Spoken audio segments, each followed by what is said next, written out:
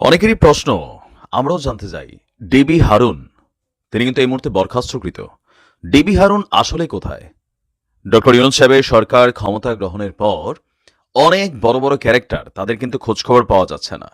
তারা কি আদৌ দেশে আছেন নাকি গোপনে ভিভিআইপি প্রটোকল নিয়ে বাংলাদেশ ছেড়ে চলে গেছেন? এই বিষয়গুলোতে অনেকটা রহস্য তৈরি হয়েছে, যার কারণে বিএনপি সহ জামাত সহ প্রত্যেকটা রাজনৈতিক দল আস্তে আস্তে কিন্তু ডক্টর ইউনূস সাহেব সরকারের প্রতি কিছুটা হতাশ হচ্ছেন। কারণ ডিবি হারুনদের মতন যারা এরকম বড় বড় লেভেলের দুর্নীতিবাজ আছেন, তাদেরকে কিন্তু সবাই ভয় পায়। টাকা আছে, প্রশাসনে কানেক্টিভিটি আছে। তো আজকে আমরা একটু ভিন্ন রকম জায়গা থেকে কথাটা শুরু করছি। বাংলাদেশ চলচ্চিত্রের একজন প্রথিতযশা নায়িকা মিম। মিমকে হঠাৎ করে ডিবি হারুনের ফোন। মিমের বক্তব্য, হোয়াটসঅ্যাপে ডিবি হারুনের ফোন দেখে আমি ঘাবড়ে গিয়েছি। কেন মিমকে ডিবি হারুনের ফোন? আবার আসুন দেখি প্রেক্ষাপটটার জন্য অনেক পিছনে যেতে হবে। আজ থেকে প্রায় ২৯ বছর আগের একটা ঘটনা থেকেই এটার কানেক্টিভিটি। সাল ১৯৯৫ সালের ২৩শে আগস্ট ঢাকা থেকে রাতে ঠাকুরগাঁওগামী বাসে দিনাজপুরের উদ্দেশ্যে রওনা দিয়েছিল ইয়াসমিন নামক একজন কিশোরী। বাসের স্টাফরা ভোর রাতে তাকে দিনাজপুর ১০ মাইল মোড়ে এক চায়ের দোকানদারের জিম্মায় দিয়ে সকাল হলে দিনাজপুরগামী বাসে তুলে দেওয়ার অনুরোধ করেন। কিন্তু এর কিছুক্ষণ পর কোতোয়ালি পুলিশের টহল পিকআপ আসে। বাড়িতে পৌঁছে দেওয়ার কথা বলে জোর করে মেয়েটিকে পুলিশের টহল ভ্যানে তোলে নেয়। পরে কিশোরীটিকে ধর্ষণ শেষে হত্যা করে লাশ ফেলে দিয়ে যায় মহাসড়কে।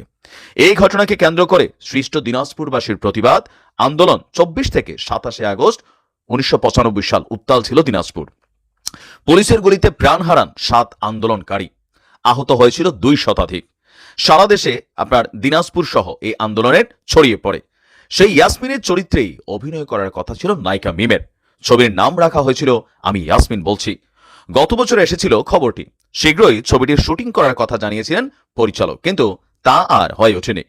জানা গেল ছবিটির কাজ আটকে দিয়েছিলেন ঢাকা মহানগর গোয়েন্দা পুলিশের সাবেক প্রধান মোহাম্মদ হারুনুর রশিদ ওরফে ডিবি হারুন। আর এই সংবাদ মাধ্যমে বিষয়টি নিজেই জানিয়েছেন পরিচালক সুমন ধর নিজেই।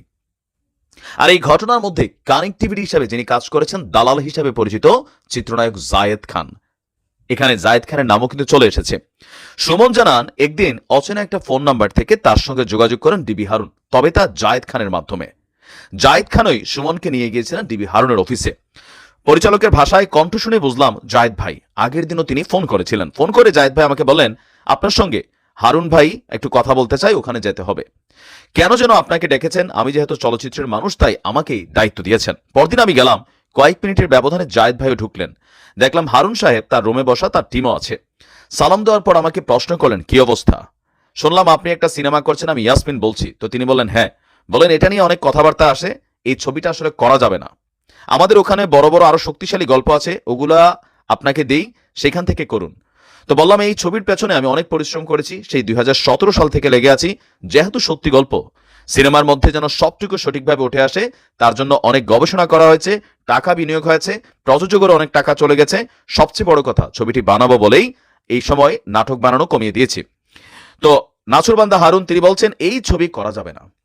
তিনি আমার সঙ্গে খুবই রাগী গলায় বলছেন যে আমাদের কাছে ভালো গল্প আছে, সেগুলো সুমনের সঙ্গে শেয়ার করুন। সুমন যেটা পছন্দ করবেন সেটা করবেন। আর সুমনের যদি স্পন্সর প্রয়োজন হয়, আমরাই জোগাড় করে দিব। শুধু সুমনকে না, মিমকেও ছবিটি থেকে বিরত থাকতে বলেছিলেন হারুন। মিমের কথায় হোয়াটসঅ্যাপে একটা কল আসে। কলটা দেখে ঘাবড়ে যাই। ডিবি হারুন আমাকে কেন ফোন করবেন?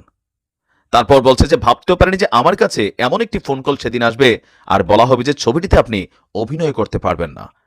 যখন তিনি বললেন তোমার পরিচালক আমার সামনে বসা, তখন বুঝতে বাকি থাকেনি যে ছবিটা বোধহয় আর হবে না।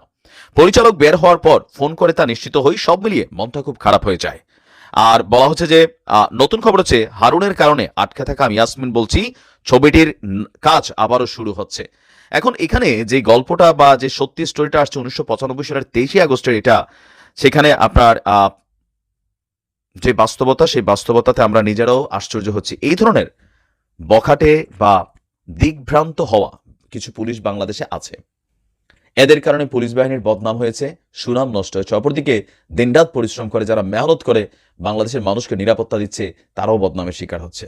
তা আমার মনে হয় যে এই ঘটনাটার সাথে যারা জড়িত ছিল সেটার ব্যাপারে আমরা জানি না। সেই অনেক ছোটবেলার গল্প, আমরা যখন বাচ্চা মানুষ, এটা আসলে কি আদবান্ত হইল? জড়িতরা কি শাস্তি পেয়েছিল? ভালো থাকুন। আসসালামু আলাইকুম।